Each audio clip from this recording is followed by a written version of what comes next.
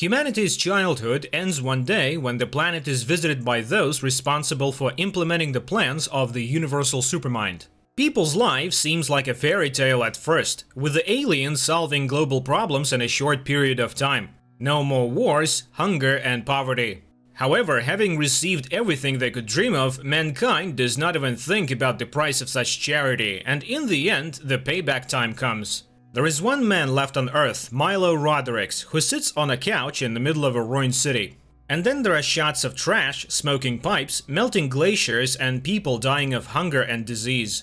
New York City, 2016. A kid in a wheelchair, Milo, draws spaceships.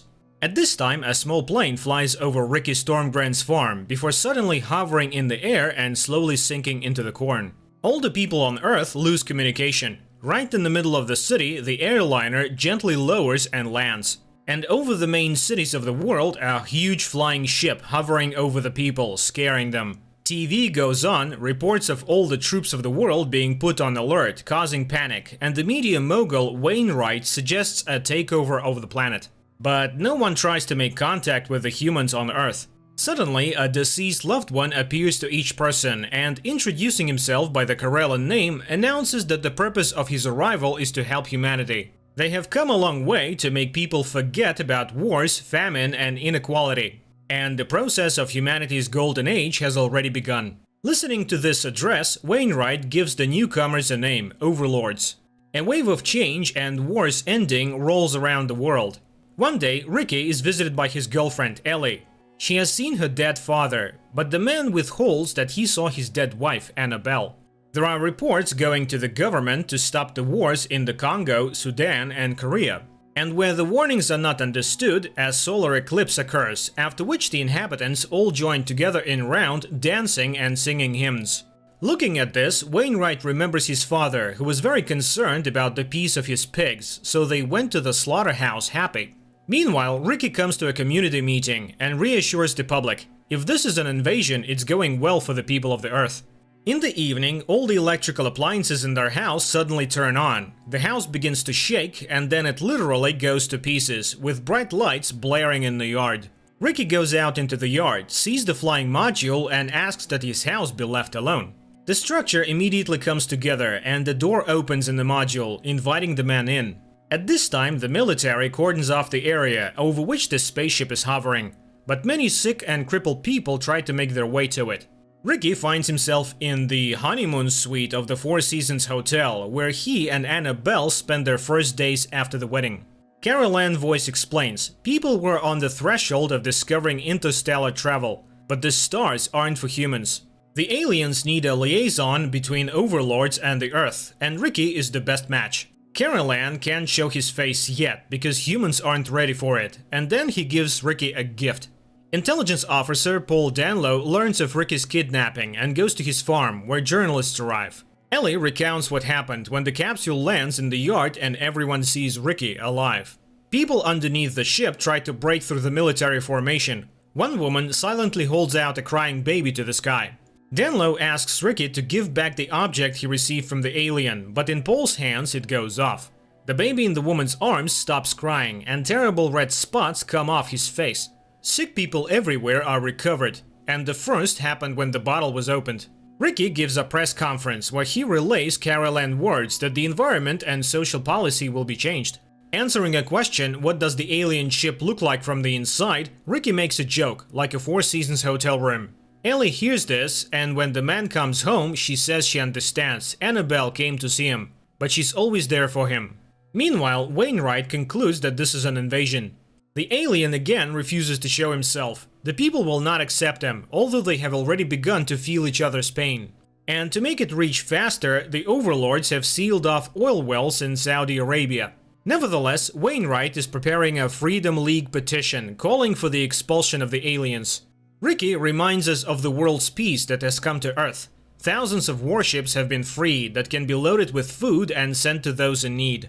The Arabs are offered to fill the empty oil pipes with water and transfer them to Africa. But the Moguls refuse. Then Ricky asks to let everyone get a drink, and the glasses are poured with oil. The Arabs have to accept the offer. 6 months passed. There are shots of Hitler's military parades. The voice says that when they first arrived, everyone was frightened, but they brought order and stability. The sponsor is the Freedom League. Milo's mother is proud of his son. He wrote an essay about overlords and got a scholarship for it. Freedom League is getting stronger, though Carol Ann hoped that there would be no more angry crowds in the world, and again refuses to show up for Ricky. Somehow, Milo finds a mother buying substances from her dealer and sees him beating a woman.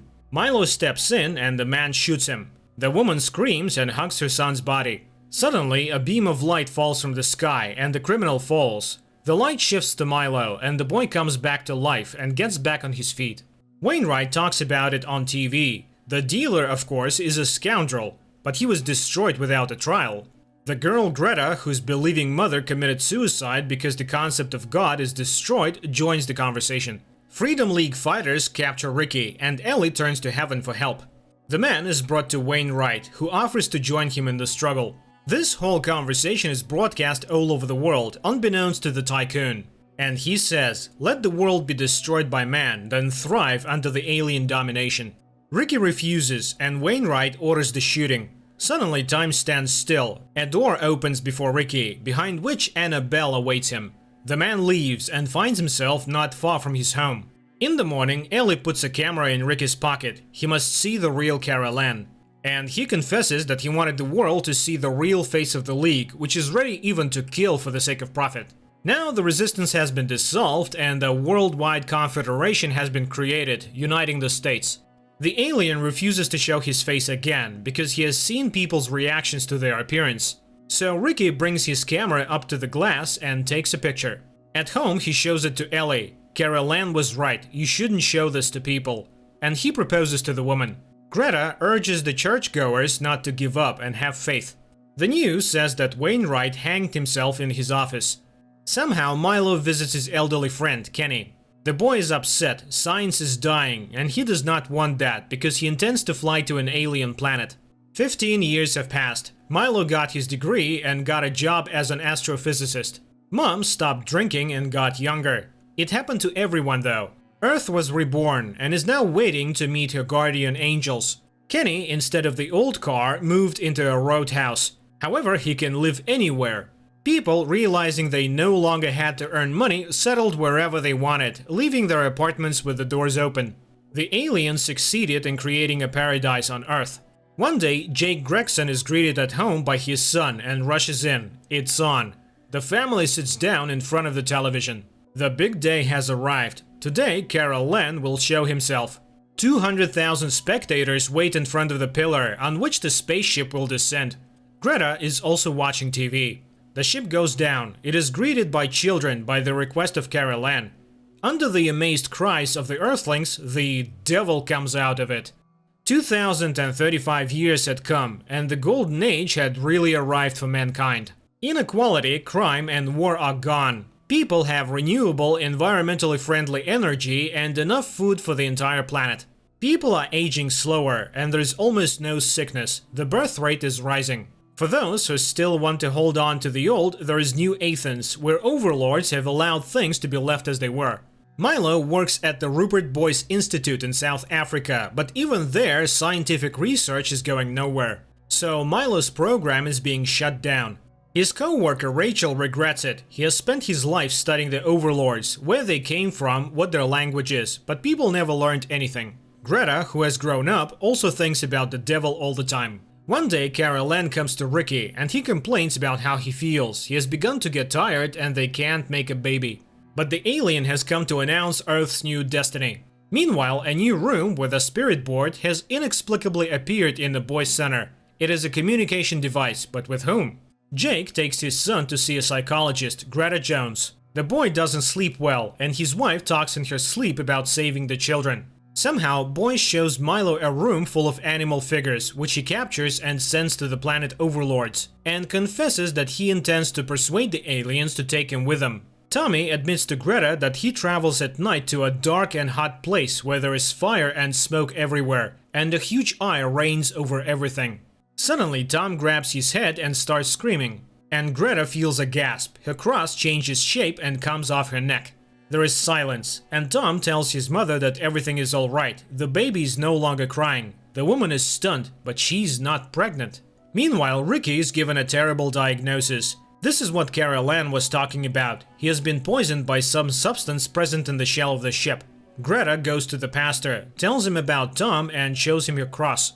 And Milo says that the aliens look like demons because they have been to Earth before and people have seen them. Greta shows an illustration of hell. Tom describes the location of the visit as just that. It turns out that the overlords are hell breathers, destroying humanity's last stronghold, faith. 4 months later, the Gregsons learn that they are having a daughter. Amy comes up with a name for the baby girl, while Tom tells her father his sister's name, Jennifer. The man hears confirmation from his wife, but she just picked that name, and Tom couldn't possibly have known it. In the evening, Jake suggests that his wife fly to New Athens and remember the good things of her past life. Dr. Boyce requires Gregson's family to be brought in. At this time, Greta sees a report about Ricky's illness and goes to his farm. Jake receives a personal invitation from Boyce to negotiate the construction of a golf course. At the reception, Boyce meets the Gregson's family. Jake meets Milo and he informs him that the center is closing. Then why was the planner actually invited? He tells his wife and goes looking for his son. At this point, Carol Ann reminds him that although people have lost the need for research, they have something to be proud of. Later, the alien invites Amy into a room with a chalkboard, and there asks her to put her hand on the disc. That way he can talk to the one inside her. He urges the child to open up to him. A strong beam of light bursts out of the building and hits the sky. Tom refuses to go with his father and runs away. Jake sees his son climb the high platform and jump down. Amy faints. Carol Ann is pleased. She has accepted and understood. Now it's time to move on. Tom hovers half a meter from Earth and marvels at Jennifer's strength. Looking at the light pillars, Milo realizes that this is the alphabet, where each letter is associated with a particular constellation, which means he has found the home of the overlords. Rachel kisses him. The alien brings Ricky his medicine. Then he apologizes to Ellie, but Greta enters and accuses the alien of lying. Carol Ann confesses they are barren because of him. Ellie grabs the gun, but Ricky convinces her to put the barrel down.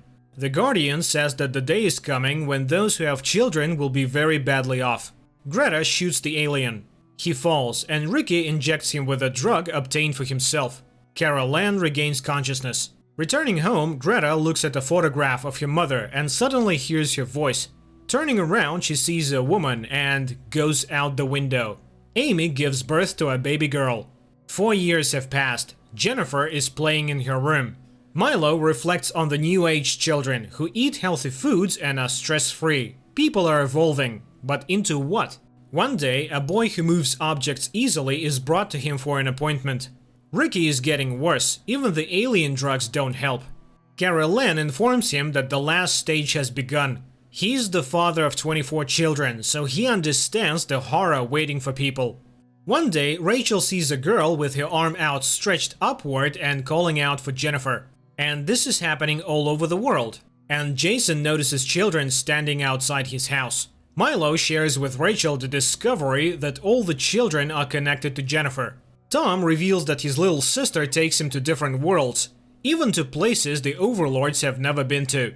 Jake tries to kick the children out of his yard, but is stopped by the sheer number of them. After packing up their belongings, the Gregsons family leaves. The children block their way, but Jennifer orders them to disperse. But in New Athens, all the children they meet keep their eyes on Jennifer. The Gregsons are greeted by Mayor Jerry Holcross and shown around the city.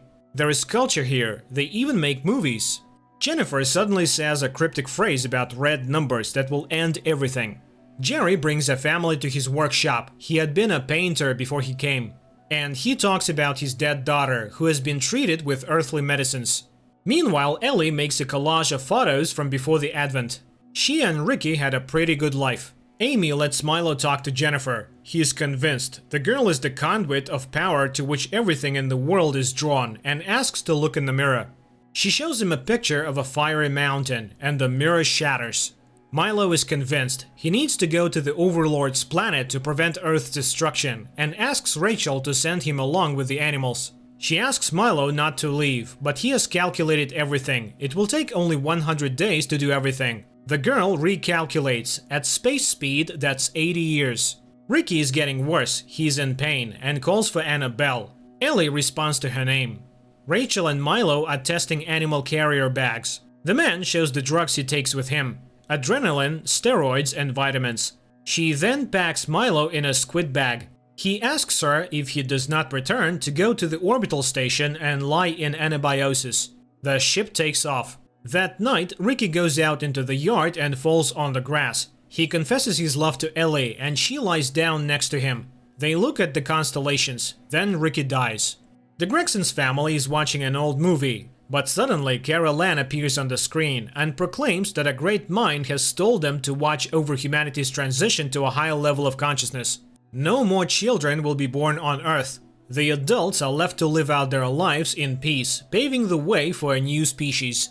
Jennifer takes to the sky, and all the children around the world rush after her. The inconsolable parents cry out in the pain of separation. Amy and Jason ask Tom to stay, while Jerry turns on the bomb. The red numbers start counting down. The Gregsons come to the church too. Tommy says goodbye, he has to go too. There is an explosion. The girl stands on top of the mountain. Energy swirls gather around her and take off into the sky. Milo comes to and sees the Overlord. He shows him his world. 40 years have passed on Earth. Everything that has happened was long ago planned by a world-changing superintelligence. The Pillar of Fire is the connection to him. Milo then hears voices. It is a unified consciousness. The children are God, evolving into one mind. A multitude of Rachel appears before Milo, and he comes to his senses. He has to come back. A man wakes up in front of a screen with his Earth on it. 85 years have passed. The space station is dead long ago. He is shown Rachel's frozen body. Milo tears the locket and Rachel is shattered into 1,000 pieces. He realizes that he is the last living person on Earth. Carol Ann confirms that this is the fate of many worlds. They too have reached the highest point of their development. Their children will go where the super rulers have no access. Milo asks to be sent to Earth. So he sits in the middle of a ruined city on an old couch and asks the Guardians not to forget about his planet. Jennifer, standing on the mountain, pulls energy from everywhere. Milo asks to save at least something from Earth's culture. The planet explodes. The overlords fly away, leaving a tune for anyone passing by to hear. This is where the series ends. The series isn't bad itself. However, there is still not enough to capture the depth that lies in Arthur Clarke's short-format book. Therefore, let's read the written works, because the human imagination repeatedly surpasses the most advanced features of cinema.